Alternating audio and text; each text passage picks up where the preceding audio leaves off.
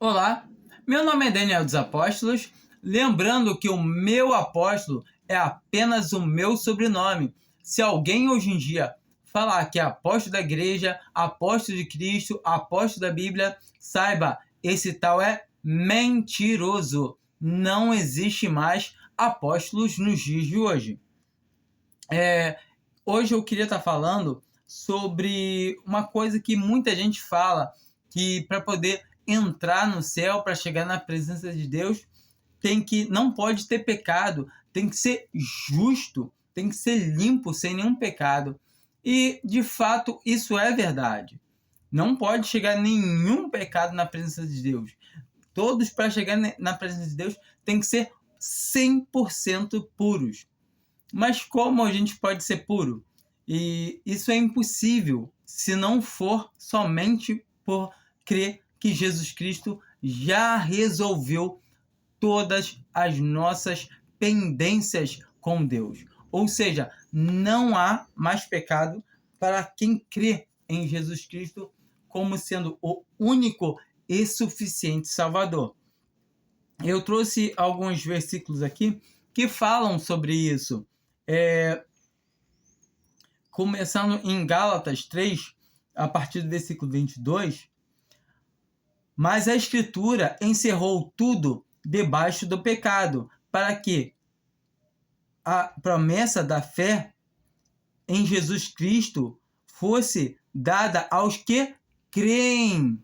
Então, todavia, nós vemos que a promessa é dada aos que creem. Em Romanos 3, a gente vê claramente o quão longe da gente poder ser justo, ser limpo por nossa conta, nós estamos. Quando chega em Romanos 10, no partir do versículo 30 ali, o apóstolo Paulo ele vem dizendo como a gente realmente está. E é assim, de fato, um homem que não crê em Jesus Cristo, um homem que ainda não é nascido de novo, que é nascido de novo é aquele que crê em Jesus. Porque ele só pode crer em Jesus se ele for nascido da água e do Espírito. E entenda, a água ali não é água de batismo, mas sim a água da palavra que purifica a mente dele, que purifica de dar uma boa consciência para Deus, com Deus a ele. Ou seja, ele entende que Cristo morreu em seus pecados. Mas até então, ele se encontra nessa condição aqui de Romanos 3, a partir do versículo 10. Como está escrito, não há justo, nenhum sequer, nem sequer um. Não há quem entenda, não há quem busque a Deus. Todos se extraviaram, juntamente se fizeram inúteis. Não há quem faça o bem, não há nenhum só. A sua garganta é um sepulcro aberto. Com os seus lábios tratam enganosamente. Peçonha de áspide está debaixo dos seus lábios. A sua boca está cheia de maldição e amargura. Os seus pés são ligeiros para derramar sangue. Nos seus caminhos há destruição e miséria, e não conhecem o caminho da paz. Não há temor de Deus diante dos seus olhos. E aqui por diante, ele continua. E muitos podem falar assim, não, mas eu faço obra de caridade, eu ajudo os pobres, eu faço isso, faço aquilo. É tudo como está escrito em Isaías, Isaías 6, né? Isaías 64, né? Isaías 64, no versículo 6, que essas obras são o quê? Trapos de menstruação. E só isso. Porquanto uma pessoa que ainda não reconheceu que Jesus Cristo morreu pelos pecados dele, somente, automaticamente, ele está morto. E um morto pode fazer o que para alguém? Nada. E a gente vê muito nitidamente que as pessoas tentam se justificar por obras. E por obras nenhuma carne será justificada, como está escrito na palavra de Deus. Nós temos que entender que somos justificados pela fé. Somos salvos pela graça, mediante a fé. A graça é o favor imerecido, o favor que a gente não merece. Nós não merecíamos ser salvos, mas Deus nos salva, porque Ele tanto nos amou, que deu o seu Filho para que todo aquele que nele crê tenha a vida eterna, como está escrito. Em Romanos 4, a gente vê a justificação. E a gente pode entender como era feita a justificação antigamente, no Antigo Testamento. Que quem cria em Deus, automaticamente, quem depositava a sua confiança, a sua fé em Deus, era salvo. Ele era justificado. A única maneira de alguém ser justificado é tendo fé, é por fé. Ninguém é justo, a não ser que tenha fé. Hoje em dia, em Jesus Cristo, no Antigo Testamento, a gente vê que é em Deus. Vamos ver. Que diremos, pois? Ter alcançado Abraão, nosso pai, segundo a carne. Porque se Abraão foi justificado pelas obras, tem de que se gloriar, mas não diante de Deus. Então, se Abraão fosse justificado por obras, ele podia falar, não, eu fiz e agora sou justificado pelas minhas obras. Então, glória para Abraão. Mas não. Que ele não poderia ser justificado de quem? Mesmo assim, ele não pode... Que a palavra fala o quê? Que diante de Deus, não. Por quê? Não tem como ser justificado na presença de Deus por obras. Por obras para homens, sim. Por isso a gente vê em Tiago que fala o quê? Que creu Abraão a Deus, mas as suas obras também lhe serviram. Ou seja, a fé sem obras é morta. Então tem que ter obras. Para um homem, para um irmão, reconhecer o outro como irmão, sim. Mas para salvação, não. É totalmente diferente. Que as pessoas, muitos confundem as coisas. Entenda que ali, em Tiago, está falando de irmãos. Irmãos. Se um irmão vê o outro incrédulo, não. Vê o outro o quê? Irmão. Se um irmão vê o outro irmão. E se irmão, não tem como perder a salvação. Mas certamente que Tiago conhece o coração de alguém. Tiago, vem cá, tu tá me dizendo que é cristão. Mas cadê as suas obras? Eu não vejo as suas obras. Então, como é que você vai ser salvo? Tá? Porque só para tu falar e tu anda desse jeito perante os homens. Se eu vejo alguém que professa ser cristão, mas não anda conforme a palavra de Deus, para mim ele é um incrédulo, só um professo, só está professando. Eu tenho que ver obras, mas Deus conhece o coração de cada um. Então, se alguém realmente crê em Deus, por mais que ele esteja andando errado, ele tem a salvação, sim. Ninguém pode tirar a salvação dele. Se ele creu já em Jesus uma única vez, ninguém pode tirar a salvação dele. Ninguém, nem ele mesmo. Ele pode falar assim, não quero mais crer. É impossível deixar de crer. Se você creu realmente, uma vez só, não tem como descrer. Mas simplesmente, se uma pessoa realmente não crê, fala, não, eu criei, agora não creio mais, e realmente não crê, é porque ela nunca creu, mas ela só professava. Não tem como quem crê parar de crer. É imutável, é sem arrependimento, os dons de Deus, os dons e a vocação de Deus são sem arrependimento, são irretratáveis, como está escrito. Não tem como. O Senhor Jesus fala que ninguém pode arrebatar uma ovelha da sua mão. O Senhor Jesus fala que todos que forem até ele foram porque o Pai concedeu. E os que o Pai concedeu que foram até ele, de maneira nenhuma ele o lançará fora. Ou seja, é a certeza da salvação. Não é pelo que você faz, mas é pelo que Cristo já fez.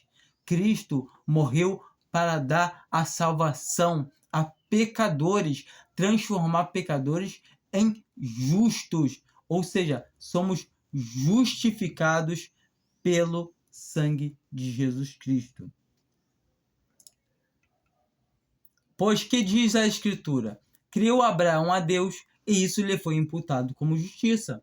Ora, ao que trabalha, não se lhe é contado a recompensa como dádiva, mas sim como dívida. Então, quem trabalha, a recompensa não é contada como dádiva, mas sim como dívida. E você vai falar o quê? Senhor, eu trabalhei, eu fiz obras, eu evangelizei, eu fiz isso, aquilo, agora eu mereço a salvação. Coitado, não tem como.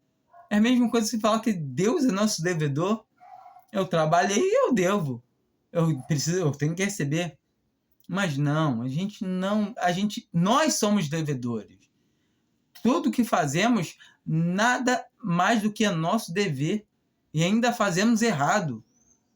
Quando entendemos que as obras que nós caminhamos nelas, como está escrito, pela graça sois salvos, por meio da fé.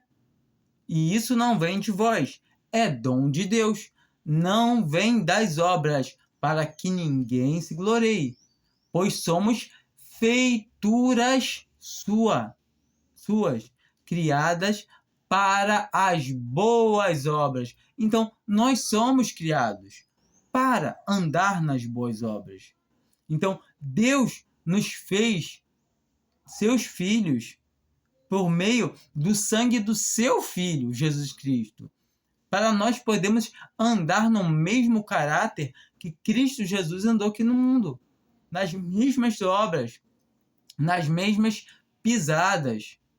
E quando entendemos que não fazemos nada mais do que a nossa obrigação, não temos nada mais que falar o quê? Senhor, feito está. Só isso, a gente é servo. A gente, nada mais do que fizemos somente o que ele pediu e ainda está mal feito. E sinto informar que está mal feito.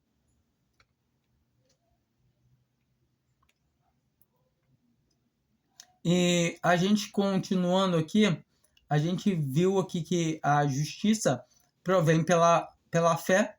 E o mais engraçado é que Deus justifica o ímpio. E nós vemos Davi, e que ele coloca em questão, ele falando que bem-aventurado é aquele que Deus não imputa o pecado. Davi tinha adulterado com Betsaba e o marido dela trouxe ele de volta, ela engravidou, trouxe ele de volta para ele deitar com a mulher, para ele falar que o filho não era dele, era dele, era do Urias.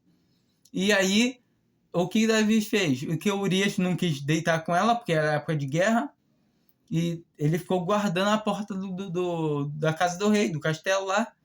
Aí, o que ele viu? Viu que o Urias dentro se deitar com ela e falou: mau um jeito de matar esse homem.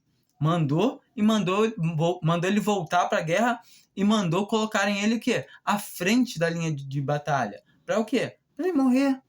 Ele arquitetou a morte, arquitetou primeiro o fingimento para poder falar que era filho do homem, mas o homem não deitou com a mulher dele, foi guardar o rei. E então Davi pega e coloca aquele homem honesto, um soldado valoroso que estava cuidando do seu rei, e bota ele para a linha de frente para morrer. E todavia, nós vemos aqui que Davi ele fala, bem-aventurado o homem. Observa, nos versículos 6, 7 e 8.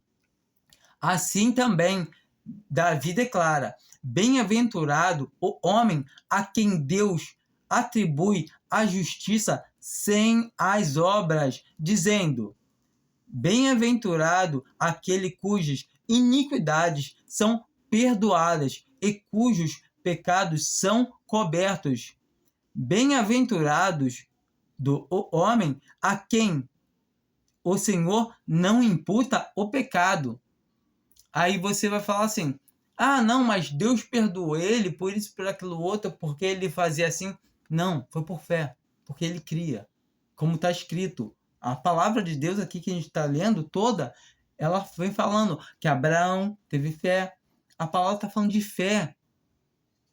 Aí você, não, mas tem que ter obra. Não, não arruma desculpa, não. Você não está acreditando o quê? Na palavra de Deus.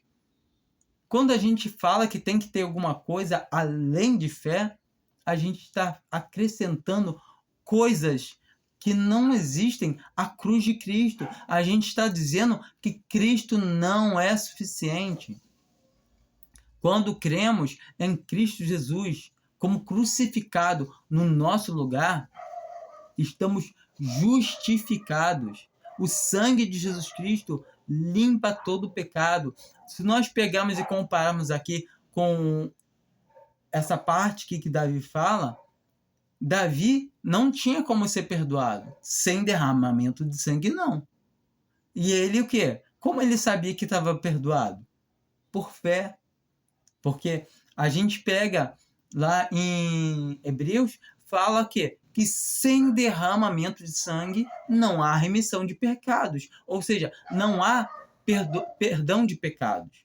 Não tem como o pecado ser perdoado. Mas quem morreu por Davi? Bodes e carneiros? Ovelhas? Não. Ele aguardava quem? O Senhor. O Senhor Jesus. Ele que é o Cordeiro, o Santo de Deus. Sem o derramamento do sangue do Senhor, é impossível. Entenda que os sacrifícios que aparecem no Antigo Testamento são apenas sombras de algo que estava por acontecer muito maior, o qual é o Senhor Jesus que iria morrer por todos, tanto do Antigo Testamento quanto do Novo Testamento. Ou seja, sem derramamento do sangue do Cordeiro de Deus, né? Dois cordeiros, daqueles monte de animais que já morreram. Ah, não, todo ano tinha que se fazer derramamento de sangue. Para o quê? Comemoração do aniversário dos pecados de todos. Era só uma comemoração de pecados, crendo que Deus providenciaria um cordeiro. Assim como Abraão falou com Isaac, quando estava subindo. Isaac chega e pergunta, meu pai, onde está o cordeiro? Ele fala, Deus proverá. E não fique achando que é aquele carneiro que apareceu preso pelos chifres. Não, aquele ali foi o que apareceu para livrar a vida material de Isaac. Mas não para remir os pecados. Para remir os pecados é o Cordeiro de Deus. Assim também, como o povo saiu do Egito, o Cordeiro, que o sangue foi passado nas portas, aquela ali é uma figura de Cristo. É só uma figura de Cristo. Porquanto aqueles que creem que Jesus Cristo é o Cordeiro de Deus, que criam que Deus iria prover um que tiraria o pecado do mundo, assim como ele anunciou para Adão. Ou você não lembra que ele fala, a primeira profecia, que iria vir um que pisaria, esmagaria a cabeça da serpente, que é Jesus Cristo. Ou seja, quando cremos que Jesus Cristo é o Cordeiro de Deus, que Jesus Cristo nos salva, e assim, Jesus Cristo esmagou a cabeça da serpente naquela cruz, naquelas 3 horas de trevas, a serpente feriu o seu calcanhar e ele esmagou ali naquela cruz a cabeça. Ele tirou, invalidou o poder da morte. A morte não tem mais poder sobre um cristão. O cristão que crê em Jesus Cristo, ele tem vida eterna. Ponto final. E jamais pode perder a vida eterna. E todavia é isso, os homens falam, não, mas tem que... Não tem que nada. Cristo já resolveu tudo. Não há mais nada a fazer. Há somente agradecer a Ele, ser grato, viver para Ele. Entenda isso.